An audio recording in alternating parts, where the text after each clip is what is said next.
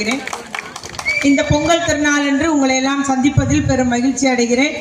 இந்த ஆண்டு நாம் கடந்த ஆண்டு பெருமழையினால நம்ம எந்த ஒரு பண்டிகையும் கொண்டாடலை தூத்துக்குடி மாநகரில். ஆனால் இந்த ஆண்டு நம்ம எல்லா பண்டிகையும் கொண்டாடி இருக்கோம். பொங்கல் திருவிழா மிகவும் சிறப்பாக எல்லா பகுதியிலும் 5 நாட்களாக கொண்டாடப்படுகிறது. பள்ளி, கல்லூரிகள், நிறுவனங்கள், அந்தந்த பகுதியில் உள்ள மகளிர்கள், இளைஞர்கள் என்று வெகு சிறப்பாக இந்த பொங்கல் திருநாள் கொண்டாடப்பட்டு வருகிறது. தை பிறந்தால் வழி பிறக்கும்பாங்க. ஆகவே தை பிறந்துள்ளது. அத்துணை பேருடைய வாழ்க்கையிலும் நல்ல ஒரு செழிப்பும் வளர்ச்சியும் வளமையும் ஏற்பட வேண்டும் என்று நான் வாழ்த்த விரும்புகிறேன். நம்முடைய முதலமைச்சர் தளபதியார் அவர்கள் தமிழ்நாடு முன்னேற வேண்டும், தமிழ் மக்கள் வாழ்வாதாரம் உயர வேண்டும், தமிழ் மொழி வளர்ச்சியடைய வேண்டும், தமிழ் மொழியை நம்முடைய உயிரினும் மேலாக நாம் பாதுகாத்திட வேண்டும் என்ற ஒரு உயர்ந்த நோக்கத்தோடு நல்லாட்சி புரிந்து வருகிறார்கள். முத்தமிழறிஞர் கலைஞர் அவர்கள் வழியிலே இம்மி பிசகாமல் அவரை விட மிஞ்சக்கூடிய வழியிலே எத்தனையோ பேர் ஒன்றிய அரசின் சார்பில் அல்ல பிறர் எத்தனையோ நெருக்கடி கொடுத்தாலும் திராவிடன் என்று சொல்லை கண்டாலே நிறைய பேருக்கு பிடிக்க மாட்டேங்குது. நான் தமிழன் என்று சொன்னாலே நிறைய பேருக்கு பிடிக்க மாட்டேங்குது. தமிழ் நாடு என்று கூறக்கூடாதுன்னு சொல்றாங்க.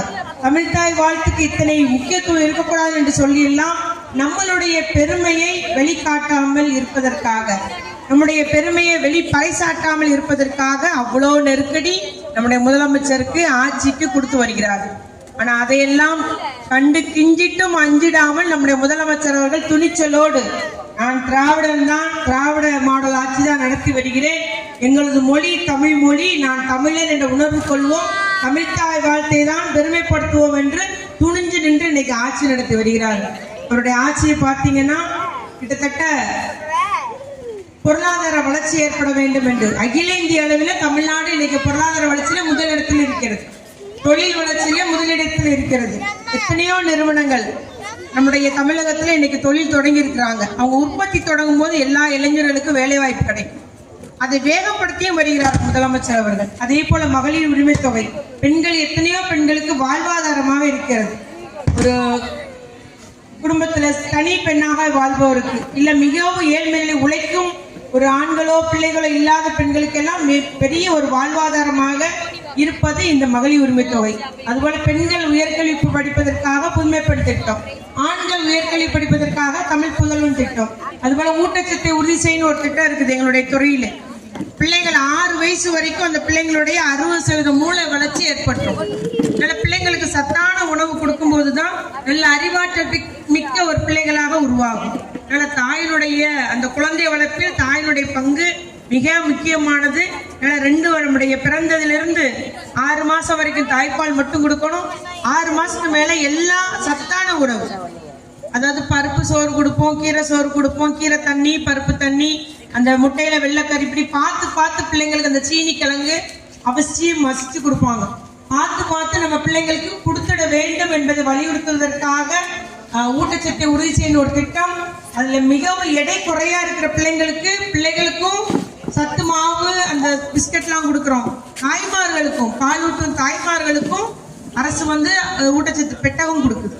ஆகவே பிள்ளைகளுடைய அந்த எடை என்பது உயரத்துக்கு ஏற்ற ஒரு எடைக்கு அந்த வயதுக்கேற்ற உயரம் அந்த இருந்தால்தான் பிள்ளையோட மூளை வளர்ச்சி நல்லா இருக்கும், பிள்ளை அறிவாற்றல் மிக்க பிள்ளையா இருக்குன்றதுக்காக ஊட்டச்சத்தை உறுதி செய்யும். எப்படி ஆஸ்பத்திரியில பிறக்கும் போதே 3 கிலோக்கு கீழே இருக்கிறாங்களா உடனே சமூக நலத்துறைக்கு அந்த லிஸ்ட் எல்லாம் தந்துருவாங்க. அந்த தாய்மார்களை போய் பார்த்து அவர்களுக்கு எப்படிலாம் பிள்ளைக்கு சாப்பாடு கொடுக்கணும், எப்படி வளர்க்கணுன்ற மாதிரி அந்த ஒரு விழிப்புணர்வு உண்டாக்கி ஒரு ஊட்டச்சத்து பெட்டகமும் கொடுக்கிறது அரசு. அதே போல தொடக்க நிலையிலே இருதயத்துல ஓட்ட உள்ள பிள்ளைங்க, பிளவுபட்ட வாய் உள்ள பிள்ளைங்க, ஆள் வளைஞ்சிருக்கிற பிள்ளை, இப்படியும் கண்டுபிடிச்சு கிட்டத்தட்ட 45,000 பிள்ளைகளுக்கு அறுவை சிகிச்சை மட்டும் பண்ணியிருக்காங்க நம்முடைய தமிழக அரசு. இவ்வாறு ஒவ்வொரு துறையுமே மெருகூட்டப்பட்டு மக்களின் நலனுக்காக எல்லா அந்த தரமான கல்விக்காக மாணவியில் 1000 சொல்லிட்டு அந்த தொடக்க கல்வி, அவர்களுக்கு பரீட்சை, அவர்களுக்கு கணினி வசதி, மாதிரி பள்ளிகள், ஸ்மார்ட் போர்டு என்றெல்லாம் ஒரு வசதி ஒரு பக்கம். படித்த இளைஞர்களுக்காக நான் முதல்வன் திட்டம், திறன் மேம்பாட்டு பயிற்சி, தகுதி உள்ளவன ஒரு கம்பெனிக்கார முதலமைச்சர் சொல்லும் போது பெரிய பிஇ பட்டம் வச்சிருக்காங்க, எம்இ பட்டம் வச்சிருக்காங்க, ஆனா அதற்கேற்ற ஒரு தகுதி நம் மாணவருடைய இல்லைன்னு சொன்னதுனால அந்த திறன் மேம்பாட்டு பயிற்சி அந்தந்த எந்த நிறுவனங்கள் எதை எதிர்பார்க்கிறாங்களோ அந்த ஒரு தகுதி அந்த திறமை நம்ம இளைஞர்களிடம் இருக்க வேண்டும் என்பதற்காக அவர்களுக்கு பயிற்சி வழங்கப்பட்டு வருகிறது. அதுபோல நான் ஐஏஎஸ் படிக்கிறனால அவங்களுக்கும் பயிற்சி கொடுக்குறாங்க. பயிற்சி மட்டுமல்ல, பயிற்சியில அவங்க சேர்ந்து படிக்கிறதுக்கு ரூபாயும் கொடுக்குறாங்க. ஒரு மாசத்துக்கு நமக்கு 7,500 ரூபா அந்த பிள்ளைக்கு ஃபீஸா கட்டி அரசே படிக்க வைக்கும். அதே மாதிரிதான் டிஎன்பிஎஸ்சி எக்ஸாம் படிக்கணும்னா அவனுக்கு பயிற்சி கொடுக்குறாங்க. இப்படி நம்ம தரமான ஒரு கல்வி கொடுக்கணும், தரமான ஒரு திறமையான இளைஞர்களை உருவாக்கிட வேண்டும். இன்றைய இளைஞர்கள் தான் நாளைய தலைவர்கள். ஆகவே தரமான ஒரு சமுதாயம், தமிழ் சமுதாயம் திறமையான சமுதாயத்தை உருவாக்க வேண்டும் என்றுதான் நான் முதல்வன் திறன் மேம்பாட்டு பயிற்சி என்றெல்லாம் ஒரு சத்தமில்லாமல் ஒரு புரட்சியே நல்ல ஒரு தொழில் வளர்ச்சியும் மட்டுமல்ல, பொருளாதார வளர்ச்சி மட்டுமல்ல, திறமையான தரமான இளைஞர்களை உருவாக்குவதற்கும் முதலமைச்சர் பண்ணி வருகிறார்கள். முயற்சி எடுத்து திட்டங்களை தீட்டி வருகிறார்கள். அதன் பலன் இந்த ஆண்டிலிருந்து கண்கூட நமக்கு தெரியுது. நிறைய பேர் ஐஏஎஸ் படிச்சிருக்கிறாங்க. எல்லாரும் முதலமைச்சருக்கு நன்றி சொல்லும் போது நமக்கு ஆச்சரியமாக இருந்தது. எனக்கு 75,000 தந்தாங்க முதலமைச்சர், நான் இன்னைக்கு ஐஏஎஸ் பாஸ் பண்ணியிருக்கேன்றாங்க. முகேஷ் போன்ற அந்த செஸ் விளையாட்டுல உலக அளவுல வெற்றி பெற்று வர்றவனுக்குலாம் பாத்தீங்கன்னா 1 கோடி ரூபாய் கொடுத்திருக்காரு முதலமைச்சர் ஊக்கத்தொகை. ஏன்னா இவனை மாதிரி எல்லாரும் வரணும், தமிழகத்தினுடைய பெருமை உலகமெங்கும் பறைசாட்டப்படணும்னு. சிவகல் கீழடியா இருந்தாலும், சிவகல்லையா இருந்தாலும், ஆதிச்சநல்லூரா இருந்தாலும், அங்கெல்லாம் நம்முடைய அந்த காலத்திலே தமிழன் 3000 ஆண்டுகளுக்கு முன்பே ஒரு கட்டடம் கட்டி வாழ்ந்திருக்கிறான். ஒரு அழகாக கட்டட அமைப்பு, அவர்கள் உபயோகப்படுத்திய நகைகள், இந்த பானைகள்லாம் பார்க்கும்போது 3000 ஆண்டுகளுக்கு உட்பட்டது நம்முடைய தமிழக நாகரிகம் என்பதை இன்னைக்கு அந்த அகழ்வாராய்ச்சிகள் உலகைக்கே பறைசாட்டுகிறது. நம்ம ஆட்சிக்கு வரும் முன்னா ஒன்றிய அரசு அந்த கீழடி அகழ்வாராய்ச்சி நடக்க கூடாமல் தடை போட்டாங்க. ஏன்னா தமிழகத்தினுடைய பெருமை உலகுக்கு தெரிஞ்சிடும். ஆனா இன்னைக்கு அதையெல்லாம் முடிச்சு நிதி ஒதுக்கீடு செய்து நம்முடைய முதலமைச்சர் இன்னைக்கு ஆராய்ச்சி என்ன சொல்றதுன்னா 3000 ஆண்டுகளுக்கு உட்பட்டது தமிழனுடைய நாகரிகம் என்றது இன்னைக்கு உலகிற்கே பறைசாட்டப்பட்டது. அவங்க இந்த மாதிரி நம்முடைய முதலமைச்சர் அவர்கள் தமிழ்நாடு முன்னேறணும், தமிழன் முன்னேறணும், தமிழ் மொழி வளர்ச்சி அடைய வேண்டும், நாம் எல்லாம் தமிழன் என்ற உணர்வு கொள்வோம், நம்மிடையே பேதம் வேண்டாம் என்ற ஒரு உன்னத நோக்கத்தோடு நல்லாட்சி புரிந்து வருகிறார்கள். திராவிட மாடல் ஆட்சி புரிந்து வருகிறார்கள். எல்லாருக்கும் எல்லாம் கிடைக்க வேண்டும் என்று ஆட்சி புரிந்து வருகிறார்கள். சொல்ல வாக்குறுதி நிறைவேற்றியிருக்கிறார்கள். சொல்லாத வாக்குறுதி புதுமை பெண் தமிழ் புதல்வெல்லாம் சொல்லல, ஆனா தேவைக்கு ஏற்ப காலத்துக்கு ஏற்ப அந்த திட்டங்களை நம்முடைய முதலமைச்சர் நிறைவேற்றி தருகிறார்கள் என்பதை கூறிக்கொண்டு, நாமும் அத்தனை பேரும் நம்முடைய பெண்கள் வந்திருக்கிறீங்க. குழந்தைகள் ஆணா இருந்தாலும் பெண்ணா இருந்தாலும் நம்முடைய கவனத்தில் எடுத்து அவர்களை வளர்த்தெடுப்போம். அவர்களை உடனே ஒரு நண்பராக கூட இருந்து நம்ம பழகணும். அந்த பிள்ளைங்களுக்கு எல்லா வசதியிலும் நம்ம பாதுகாப்பாக பெற்றோர்களும் இருந்திட வேண்டும்.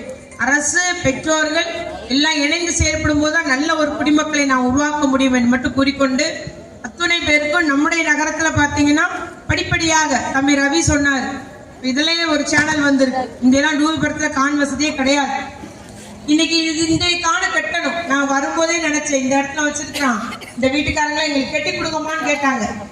இல்ல உடஞ்சி தவுந்து இருக்குன்ற அவங்களுக்கும் கெட்டி தரணும். இவ்வாறு படிப்படியாக கான் வசதி, சாலை வசதி, பூங்கா, மகளிர் பூங்காக்கள் என்றெல்லாம் பல்வேறு வசதிகள் நகர்ப்புறத்திலும் செய்து கொடுக்கப்பட்டுள்ளது